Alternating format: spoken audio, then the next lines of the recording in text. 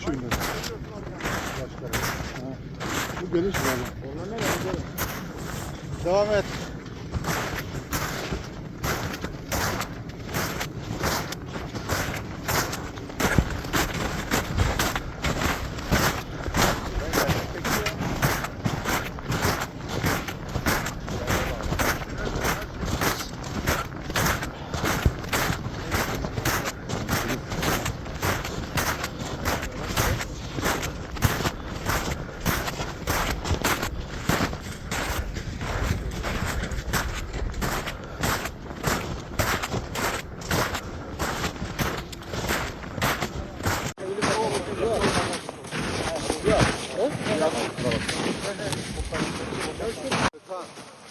Araya koyuyorum ya.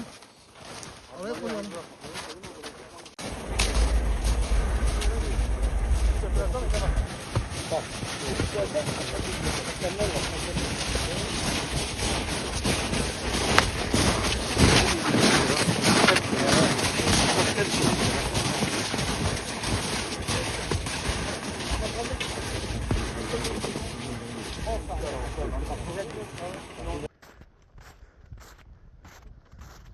Selim abi, Sinan abi.